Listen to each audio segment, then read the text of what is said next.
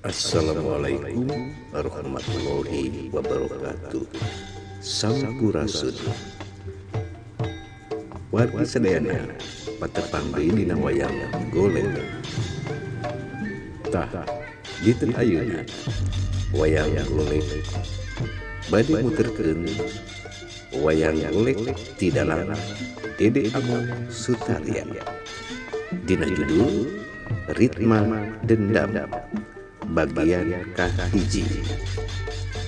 Sumangga kae kawan sadayana, urang sami-sami dangukeun ieu wayang golek di dalam Dede Among Sutarya dina judul Ritma Dendam. Sacaacana urang didangukeun sami-sami. Sumangga kae kawan sadayana, Projong channel YouTube Seni Budaya Situs Upaya Pasundan ieu ku subscribe sareng di-share videona. Sumangga aya mah urang dangukeun sami-sami mugia kahibur.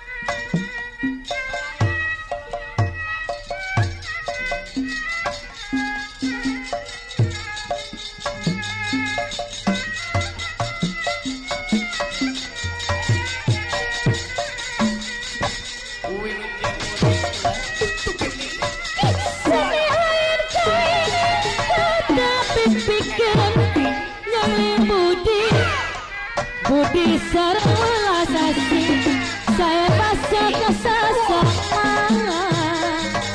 saya baca sesama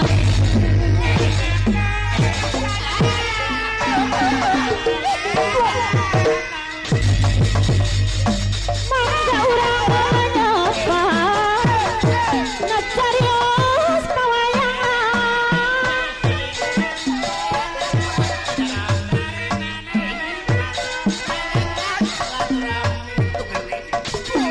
mangga urang menyapa ngecarios pawayangan manawi jantung tungtung dikenang kehidupan yang akan padaranana kasubrini apanya rasa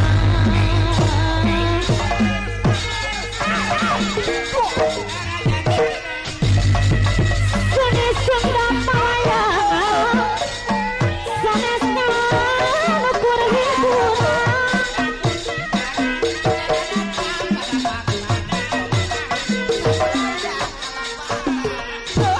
sanes sundang pawayangan sanes kadar hiburan tapi ngandung pendidikan jadi juru penerangan wayangan teh ngandung peralatan gambaran hidup manusia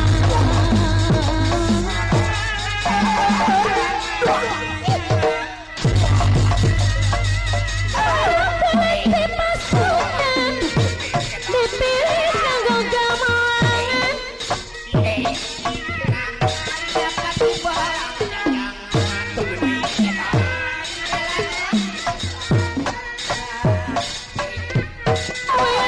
adu perambangan manusia nu kemelendak lampang ngotot di sorak kang osmo mendak wiwira lampah awon dong di sorak kantos mendak wiwiran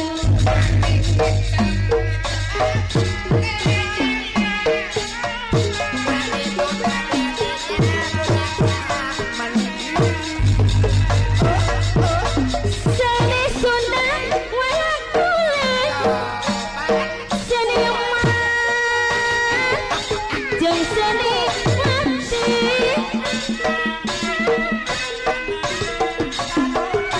aku jana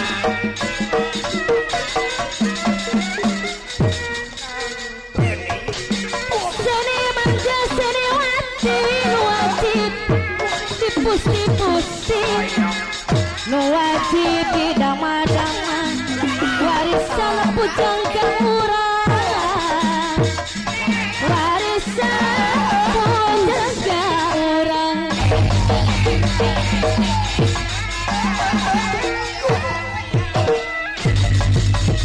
miris pagorang wayang ngawayang sedang awitang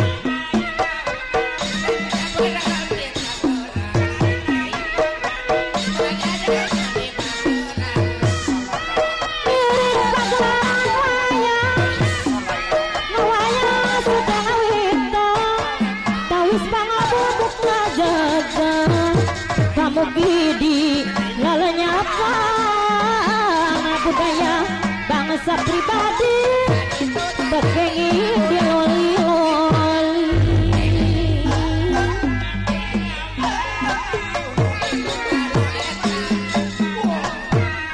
mangga urang sasarang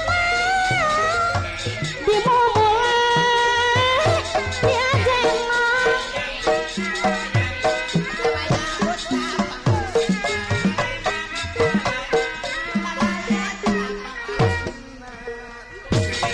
mangga urang sasarangan dimulai diajengan maragi seni tuturunan mangrupihi diwarisan warisan leluhur bangsa kawisa sembarangan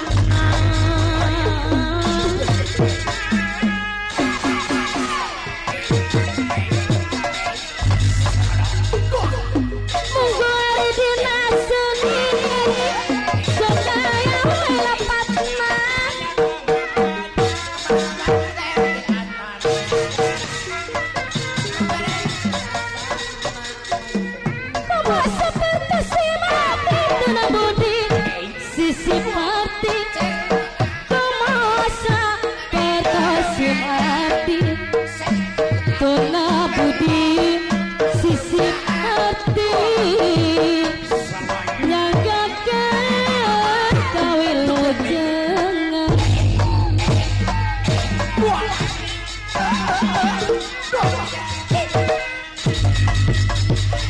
tawis samilu berbudi tiasa ngajak diri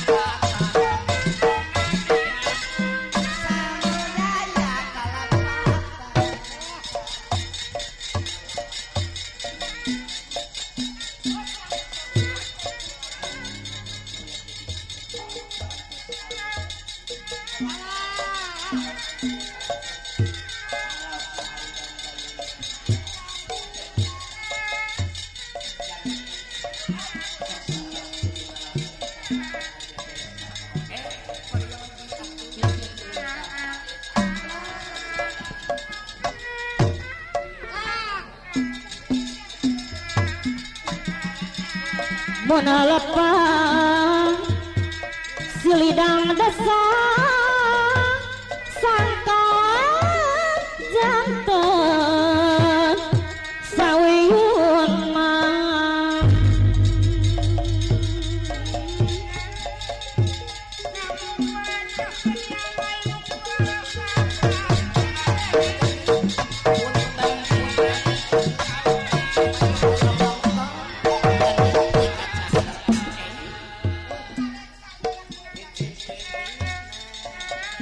kawitan pembuka lagu klasik anu asik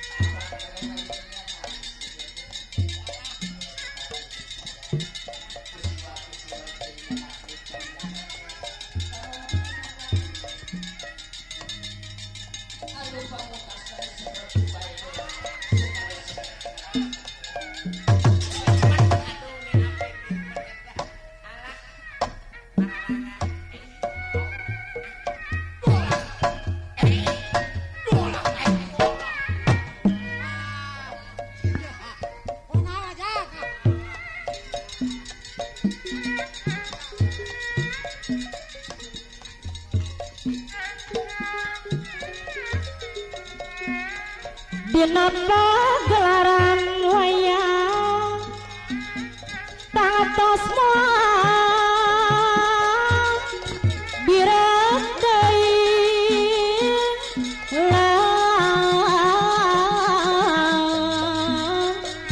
Segara sekar katut nayaga jadi ciri anu pasti.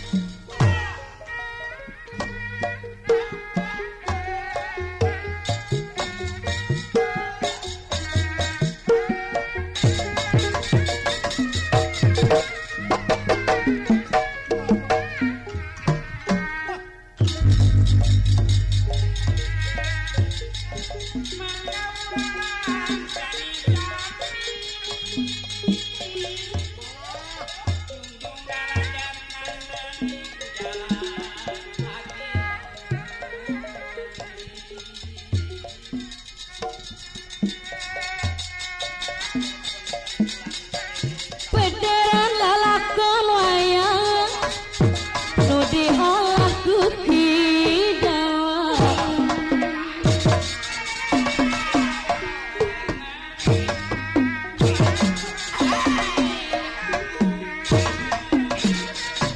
Mejan cerita bageula silip keuneu zaman ayeuna.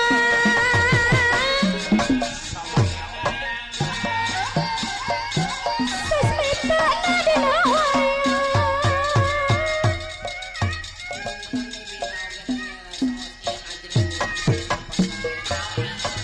sasmitana dina wayang, janten rejeluangan.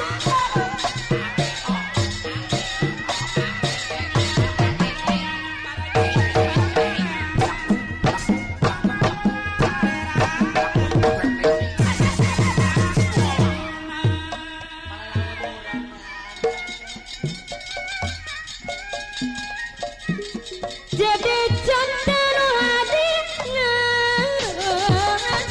pikeun teh nu goreng nongen senilai gawe ningkat tapi pikeun yang budi sareng walas asih saya basa kasa sama kuningan.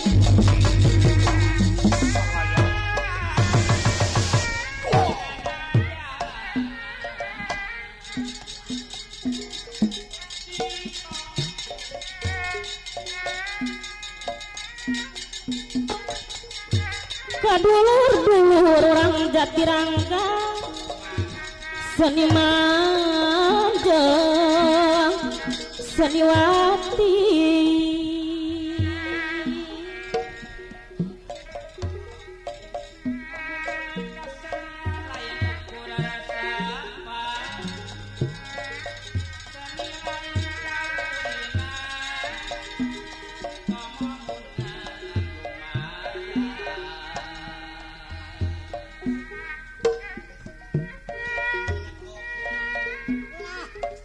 Warisan bujangga urang Pak Udung radio P2SC nu wajib di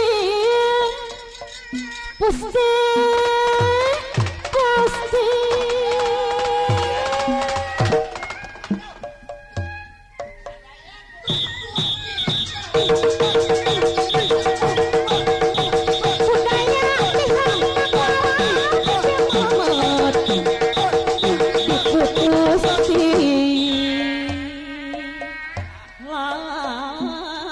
Ibarat hiji ciri ngarasa timbul simpati.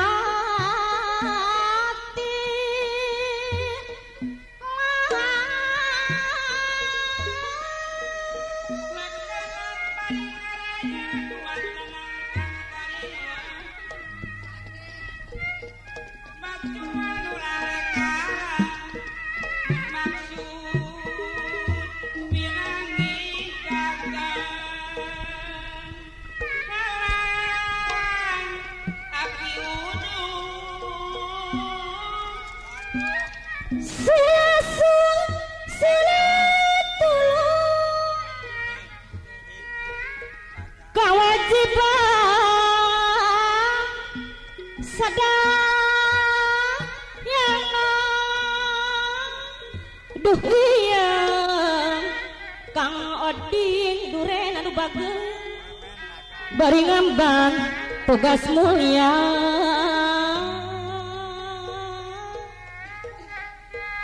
sambil ngabang tikan seni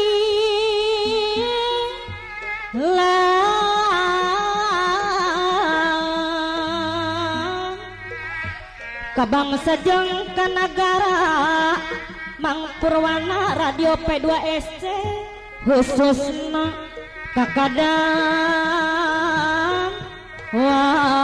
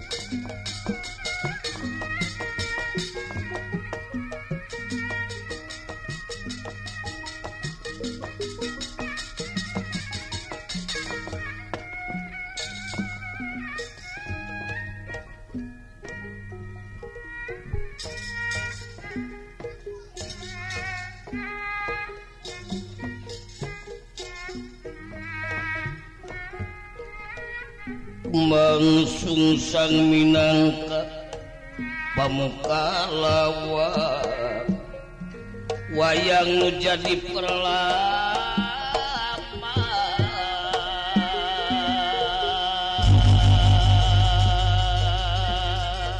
Sumana urang panungana carios kawayang di dalam bade ngawitan halang Adam babu hawa Siskang dan Nur Willy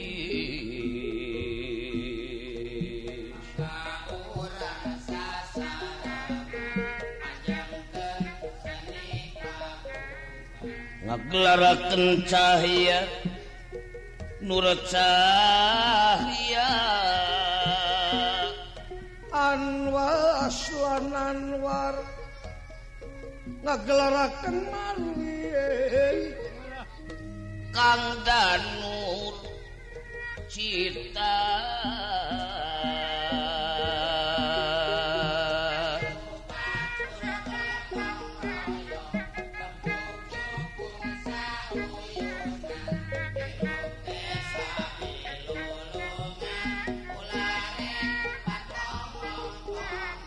Nur Cahya Nur Sari Nur Jati Sangyang Wetri Sangyang Lati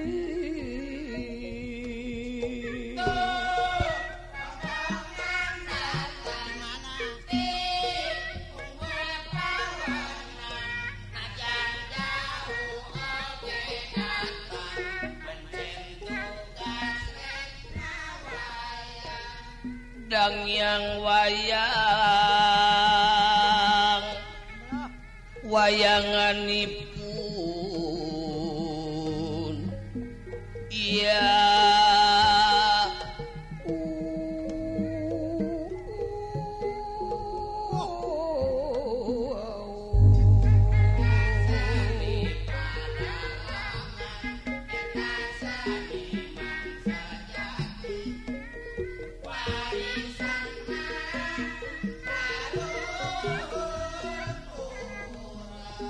Kemang sungsang minangka pamuka lawang wayang nu jadi perlamang hirupna urang nu dipedal ku kidalang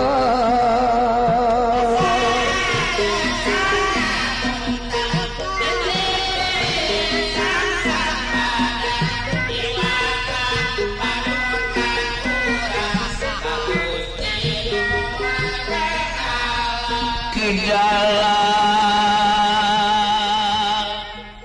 nu ngahalang halang lain urang kagungan lo makawana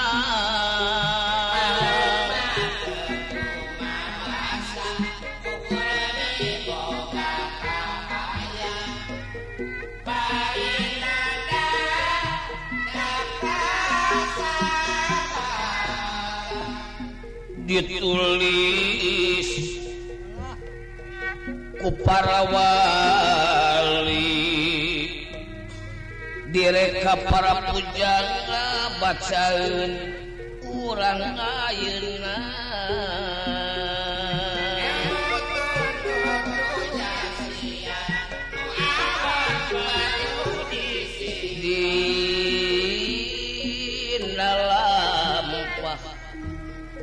wayang purwa ngangge silip siloka sasta sasmita dina lampah wayang purwa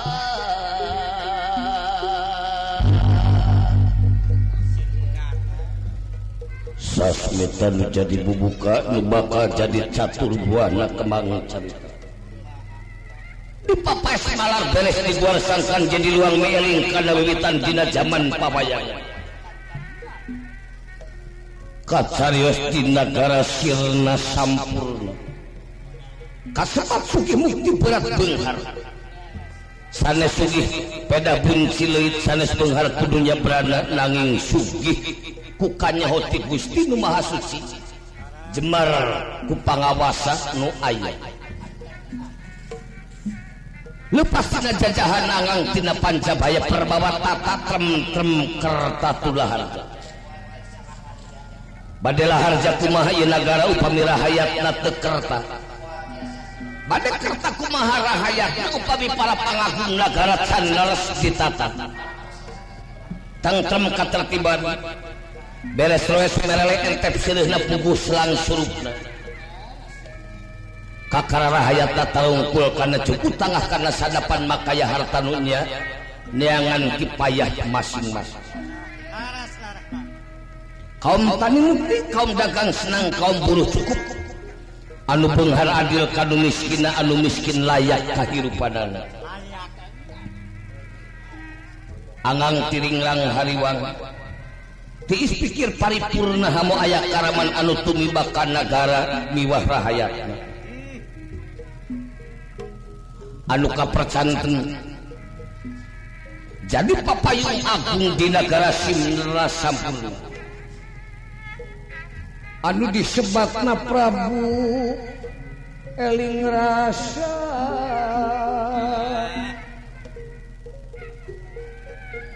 Salit dina kursi gading ginggilang kencana ngangge raksukan kaprabuan ngangge makuta binokasi ditaretesan ku permata huru ngempur herang kumepia di dehesan ku putrana Raden Rikmadenda ngeluk tungkul pasamon bangun nu aci ninggal pamor ingkang Rama Prabu eling rasa ngeluk tungkul pasamon bangun nu aci ninggal pamor ingkang Rama Prabu eling rasa Sreg tumungkul kamari telu kaya kunyem prata lamuka dipunuka dia tata mangit rama pagelaran wayang purwa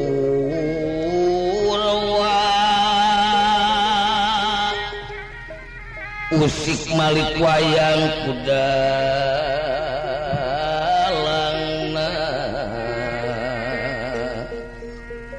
dalangan terkahayang wayang-wayangna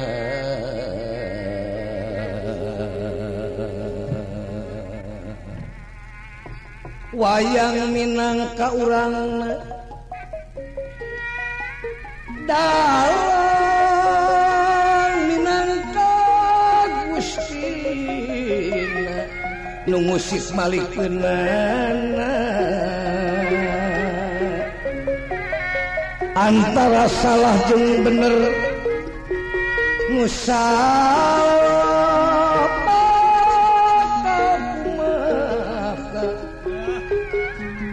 nu bener pasti waluya papasangan anu dua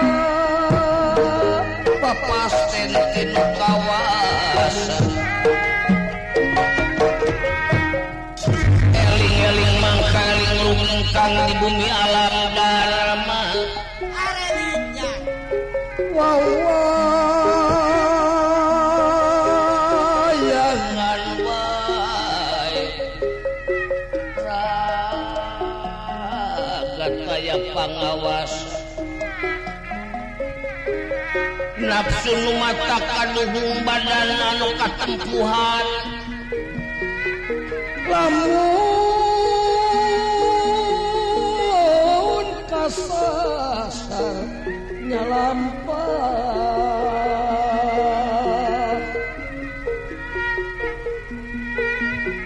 nafsu nu mata kaduhung badan anu katempuhan lamun kasasar urang nyalampah piunteun nu ayeuna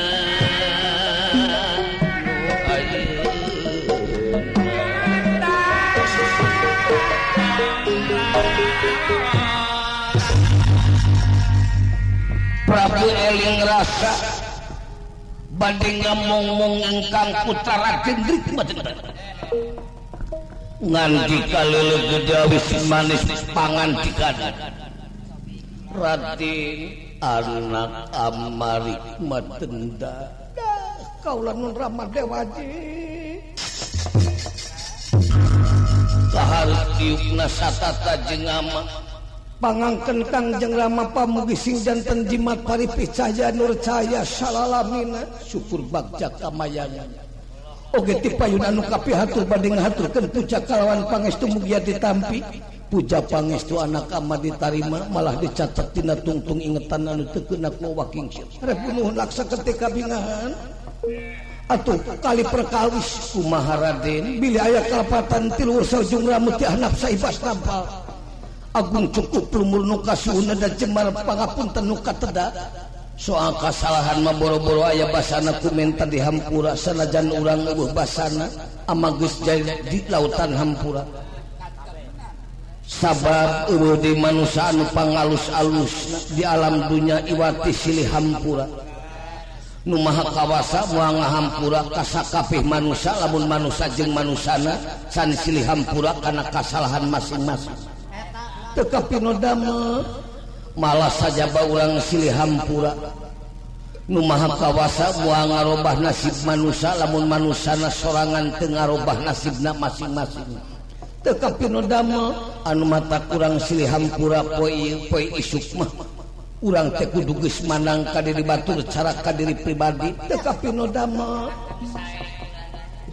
sabab manusia anu pangalus-alusna anu wawuh ka badan sakujur anu tenget ajeg ka pangadeg teka pinodama anu apalkana jirin jisim rejeng kuring teka pinodama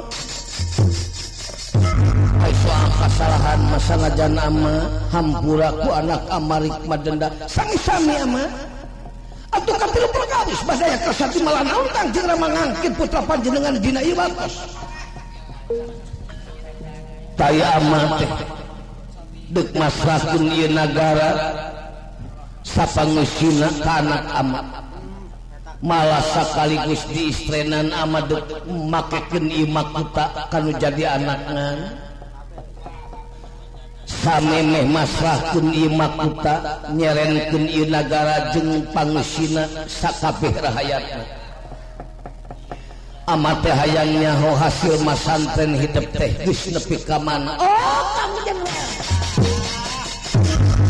ya Kangjeng Rama putra panjenengan Drikmadana pilih tanding susah lawan menurutkan keterangan para guruan di guruan putra panjenengan bujang-bujang manusia daya dibaca pada sadaya para dewa moal aya nu tiasa nandingan kasaten putra panjenengan upami ama masrakeun kerajaan dina dintinya ka putra panjenengan teh pas. Ngaku mah pas ngaku. Putra panjenengan upami jadi raja sapertos Kangjeng Rama. Aya nu ngajajah aya negara aya nu ngaruksak ieu raja. Bujang-bujang sanagara dua negara sakolong langit disangharpan. Setan bebalik yang balik. Margi putra panjenengan ama tiasa ngapung tuh. Tiasa nurus bumi tuh. Tiasa ngapak santan tuh.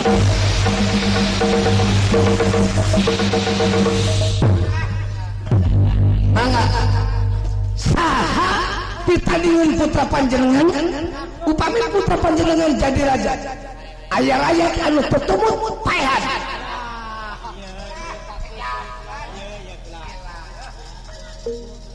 aya anu kumawani kumawasa sumugi sawenang-wenang teu dibagi dua jeung putra panjenengan paehan barang amidanget hatre puningkang putra melengkung bekas nyalahan wejar meneng-meneng lara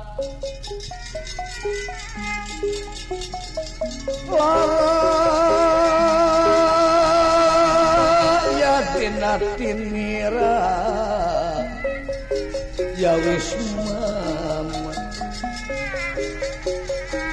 wejar meneng-meneng lara ya tinatinira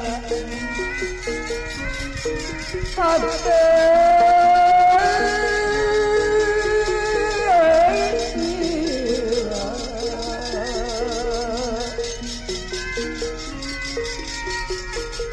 watak raja jana rajana dana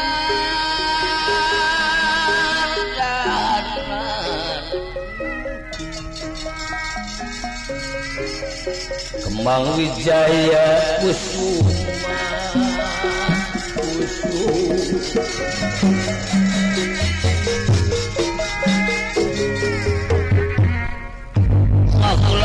meneng ngalamun ngemang kadutus lintang damar sewu kaanginan masantren keningkang putra melengkung bekas nyalakeun.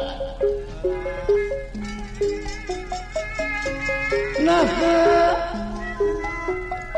di pasantrenkeun teh kala ujug jeung takabur nganggap lian kanu lain nganggap enteng kanu sejen melak cangkeng dina kelek asa gini aing teu batur pinter aing teu deungeun asa aing yakin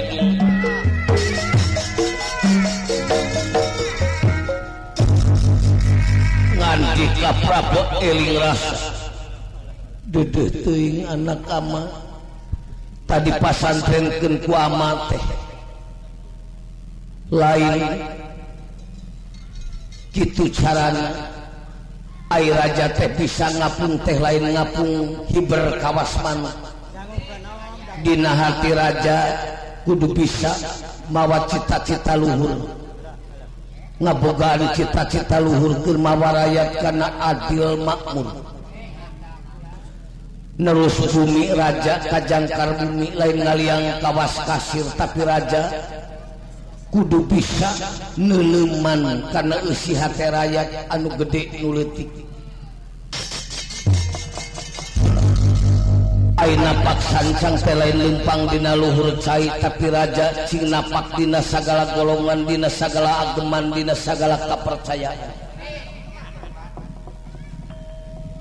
nganung hati raja supaya rata nere keadilan kamakmuran tucubutkan huding tuponteng kanu koneng kewajiban raya cara jangjina ngagunakeun tekad ucap lampah dupi tekad raja ai tekad raja tengah jungjung luhur harkat martabat rahayat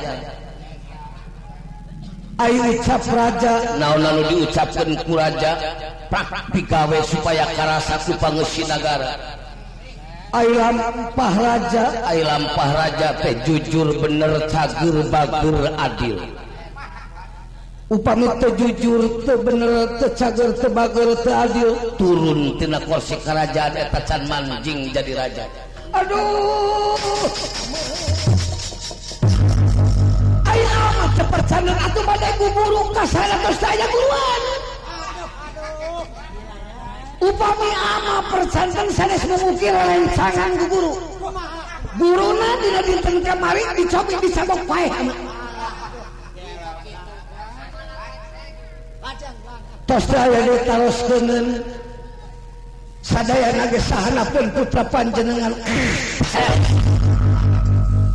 Taya ieu teh ngaranna ujub biya jeung takabur.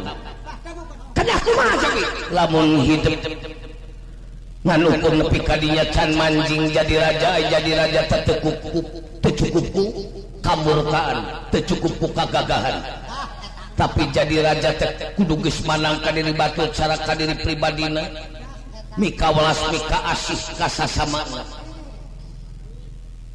Anu geus narantang nyawang baruga diri titis tulis diri ataraga kanti sukma sangkan ebres sapang leretan jaho kadirina bakal mandang karahayat.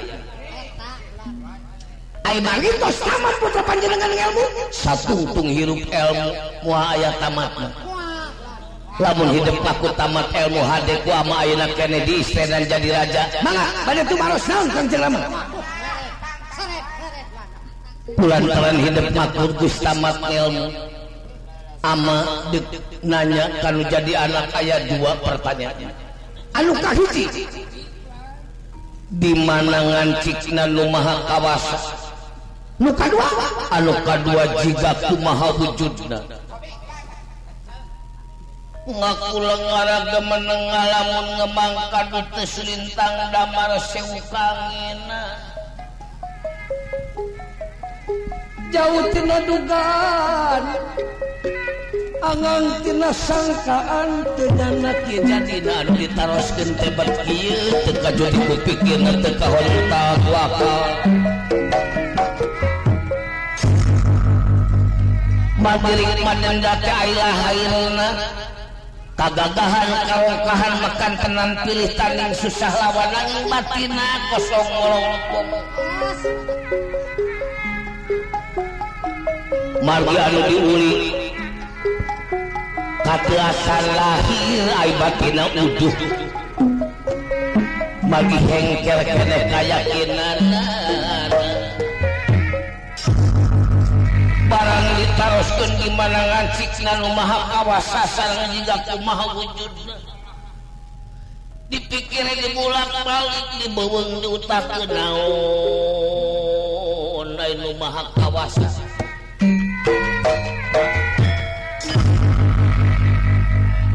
Atul ngarangkul kana pangkonan ingkang rama. Aduh ama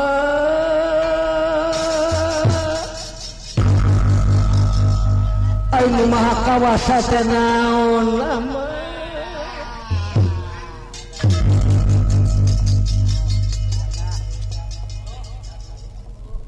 Istri atanapi pamaget aing ngancik teh di mana di leuweung atanapi di laut atanapi di naguha atanapi di tempat-tempat hantu.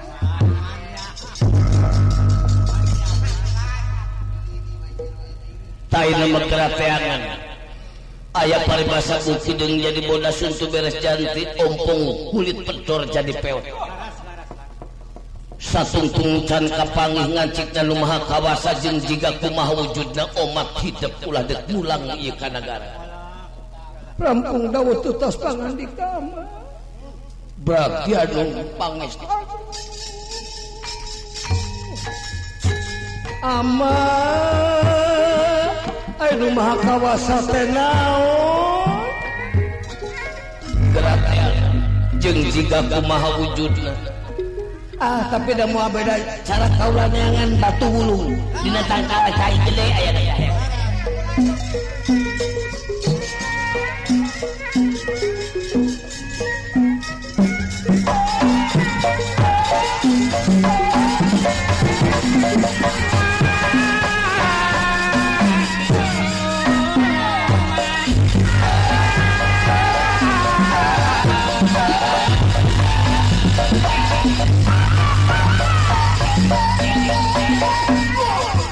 Nu maha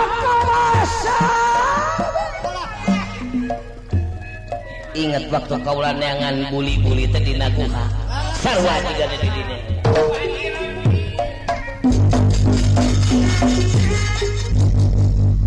mangwas patatan nirakaton tumerangan badan Prabu eling rasa munajat kanu maha kawasa sangkan ingkang putra pinangi hasil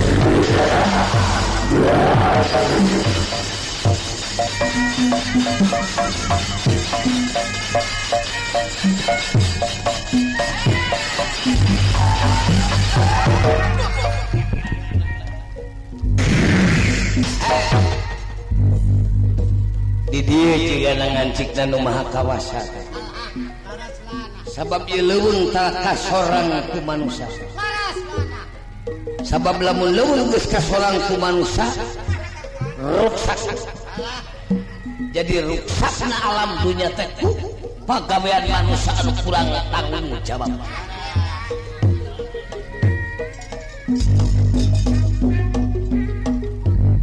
kemang susang minangka pamuka lawang wayang menjadi perlaman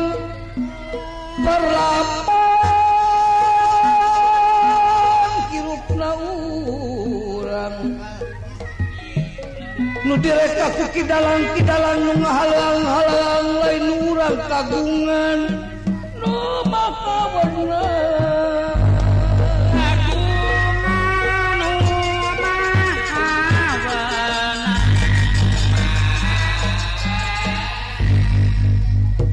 dangding dipiriku gening kuring nu ngahaliring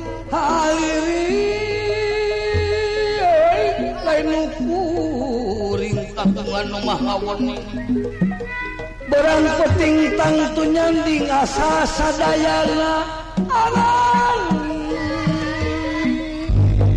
Barang peting nyanding asa sadayana